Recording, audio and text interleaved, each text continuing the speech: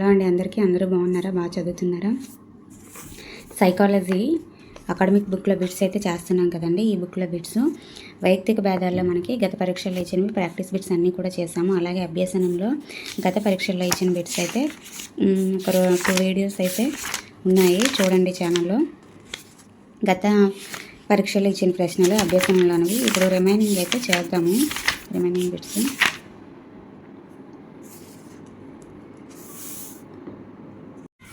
క్రింది వానలో స్మృతిని పెంపొందించేది ఏంటంటే శబ్ద ప్రమాణం, స్మృతి, విస్మృతి, భావాల సంసర్గం, కథనాలు. ఏంటంటే కరెక్ట్ ఆన్సర్ మనకి భావాల సంసర్గం. పిల్లలు తామున్న ప్రపంచాన్ని అన్వేషించి ఆయా అనుభవాల ద్వారా జ్ఞానాన్ని నిర్మించుకుంటారు అని పేర్కొన్న మనోవిజ్ఞాన శాస్త్రవేత్త. అంటే పిల్లలు తామున్న ప్రపంచాన్ని అన్వేషించి ఆయా అనుభవాల ద్వారా జ్ఞానాన్ని నిర్మించుకుంటారు అని పేర్కొన్న మనోవిజ్ఞాన శాస్త్రవేత్త పియాజే. హిందీ భాష ప్రావీణ్యం ఈత నేర్చుకోవడంపై ఏ ప్రభావం చూపదు? ఈ రకపు బదలాయింపుకి ఉదాహరణ. ఆల్రెడీ మీకు బదలాయింపులు ఈజీగా అనేది చెప్పాను ముందు వీడియోస్లో. ఏంటండి, భాషా ప్రావీణ్యం ఈత నేర్చుకోవడంపై ఏ ప్రభావం చూపదు?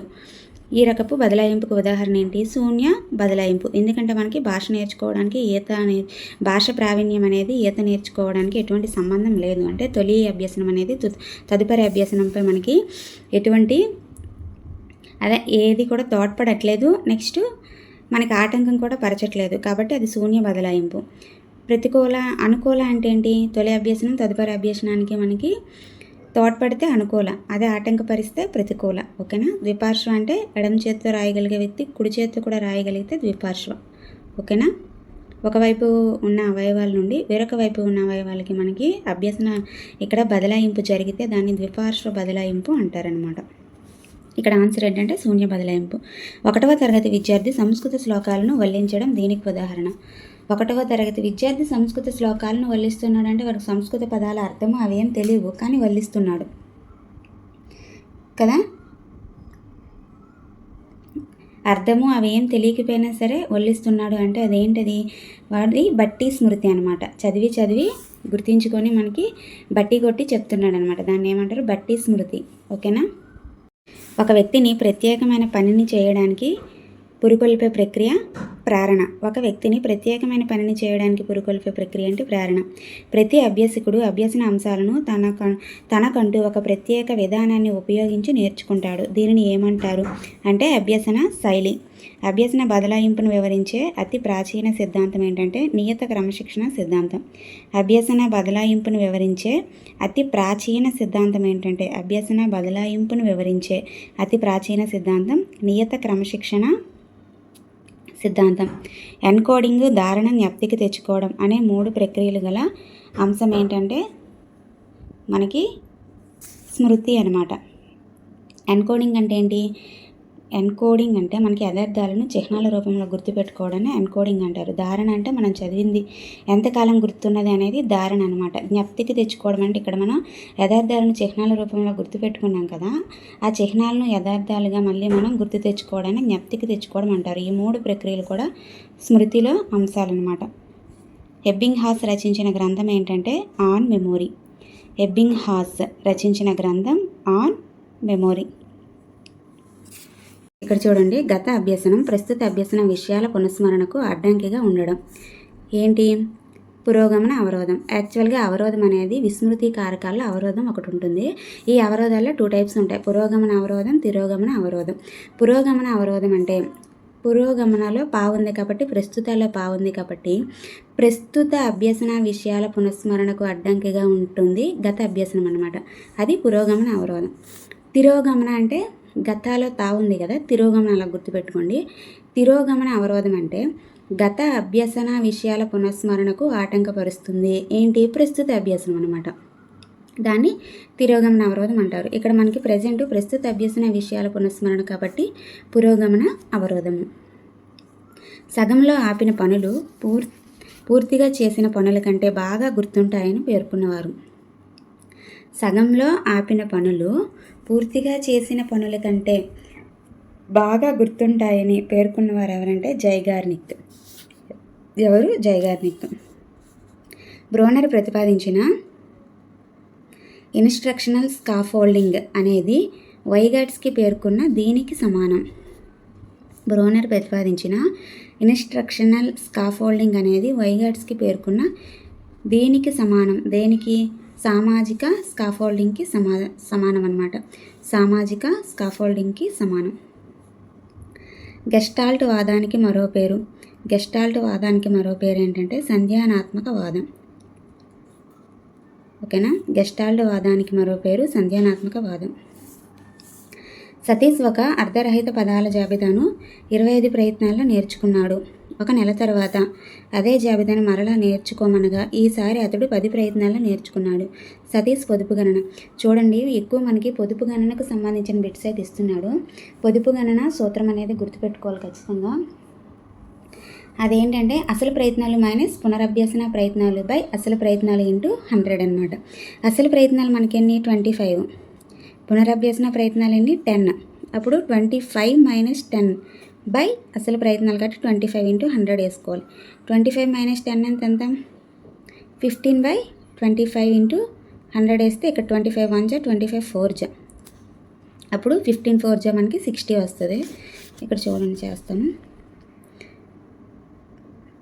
అసలు ప్రయత్నాలు 25, పునరభ్యసన ప్రయత్నాలు 10 బై అసలు ప్రయత్నాలు 25 ఇంటూ మనకి ఏంటి 100.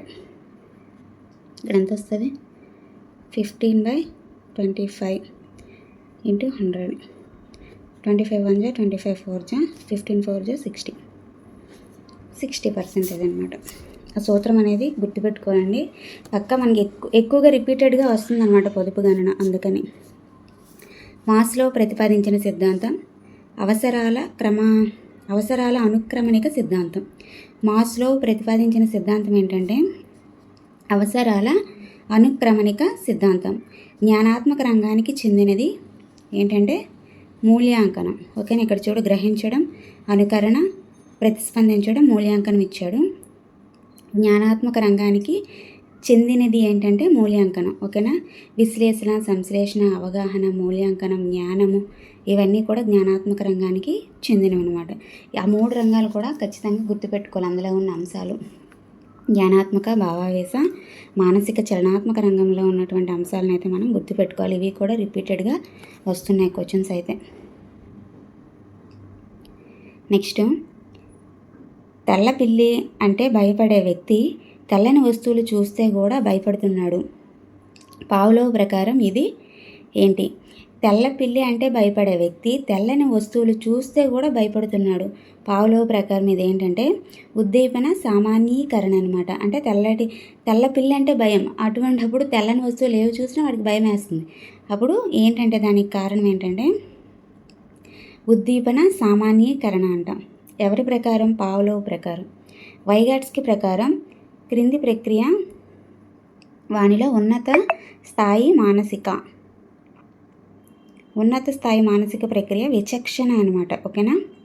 వైగాట్స్కి ప్రకారం క్రింది ప్రక్రియ వానిలో ఉన్నత స్థాయి మానసిక అంటే ఏంటంటే ఇక్కడ ఉన్నత స్థాయి మానసిక ప్రక్రియలు మరియు నిమ్న స్థాయి మానసిక ప్రక్రియలు అనే 2 టైప్స్ ఉంటాయన్నమాట. వాటిలో మనకి ఉన్నత స్థాయి మానసిక ప్రక్రియలు ఏంటంటే ఇక్కడ విచక్షణ అనేది ఉన్నత స్థాయి మానసిక ప్రక్రియ. ఇక్కడ పోల్చడం, ప్రశ్నించడం, పరిశీలించడం ఇవన్నీ కూడా మనకి నిమ్న స్థాయి మానసిక ప్రక్రియల్లోకి వస్తాయి. ఇవి కూడా గుర్తుపెట్టుకోవాలి. ఎవరి ప్రకారం ఉన్నత స్థాయి మానసిక స్థాయి ప్రక్రియలు అనేవి వచ్చాయంటే మనకి ఇక్కడ వైగాట్స్కి అనమాట. నెక్స్ట్, అందులో ఉన్న అంశాలను కూడా గుర్తుపెట్టుకోవాలి. ఇది కూడా రిపీటెడ్గా వస్తుంది క్వశ్చన్, చూసుకోవాలి. అనుకరణ అభ్యసనలో మొదటి సోపానం మనం చూసుకున్నట్లయితే ఏంటంటే అవధానం. ఇది మీకు ఎలా గుర్తుపెట్టుకోమన్నానంటే అదుపు అనేది గుర్తుపెట్టుకోమన్నాను. ఈ సోపానాలు అంటే మనకి ఒక ఆర్డర్ ప్రకారం గుర్తుంటాయని ఇక్కడ మొదటిది అని అడిగారు చూసావా, అందుకని. మొదటిది ఏంటంటే అవధానం. దు అంటే ధారణ, పు అంటే ఇక్కడ పునరుత్పాదనం అనమాట. నిష్పాదన అన్న పునరుత్పాదన అన్న ఒకటే. పునరుత్పాదన. ఫోర్త్ది పునర్బలనం వస్తుంది. ఫోర్త్ది పునర్బలనం. ఓకేనా? ఇది. నెక్స్ట్, టైప్ రైటింగ్ నేర్చుకున్న వ్యక్తి క్రికెట్ ఆడడం నేర్చుకోదలిస్తే జరిగే అభ్యసన బదలాయింపు రకం. ఓకేనా? టైప్ రైటింగ్ నేర్చుకున్న వ్యక్తి క్రికెట్ ఆడడం నేర్చుకోదలిస్తే జరిగే అభ్యసన బదలాయింపు రకం మనం చూసుకున్నట్లయితే